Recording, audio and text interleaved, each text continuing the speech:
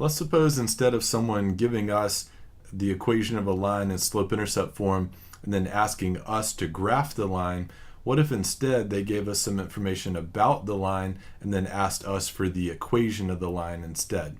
So let's see if we can do a few problems like that. So here it says, write the equation of the line that has a slope of 3 and a y-intercept at 0, -4. So I can visualize what this line looks like. It crosses the y-axis at -4, which is down here. And then using the slope of 3, or we would write 3 over 1, would go up 1, 2, 3 over 1. And you can do that a couple of times. But at the end of the day, the graph will look something kind of like this. Let me try that again. Looks something kind of like this. So here's the line that they want the equation for, and they want us to find the equation of that line. So what we can do is we can read off the information that's been provided. The m is 3, and the b would be -4 because it crosses at 0, -4. -4 is your y-intercept, and the slope is 3. So from here it's actually quite simple. We'll take y equals mx plus b. That's the equation of a line in slope-intercept form, and we'll simply fill in the blanks, and that's all there is to do.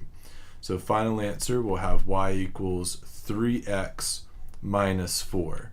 So this would be the equation of a line that has a slope of 3, because that's your m, and a y-intercept at 0, -4, because the b value is -4. Let's try another one.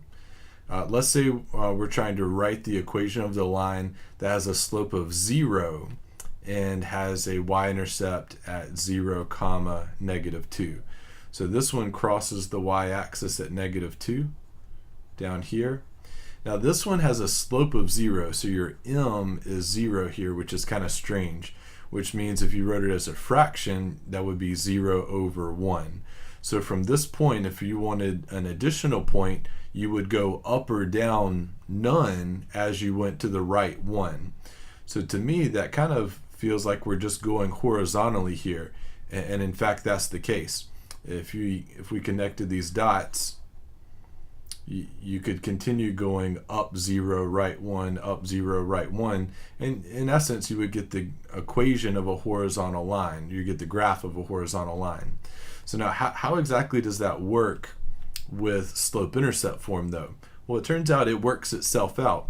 If we start with y equals mx plus b, then we've been told that our m is 0, so we'd have 0x plus b, and our b is -2 because that's our y-intercept. So 0x minus 2. And you'll notice this actually simplifies. This reduces to simply y equals -2, and the x goes away. And so sure enough, yeah, this makes perfectly good sense. We have a horizontal line because it's y equals a constant, if you remember our earlier videos on horizontal and vertical lines. And it does in fact have a y-intercept at -2 because it always has a y value of -2. So anyways, this is how we go from some information about a linear equation to actually using that to write the linear equation.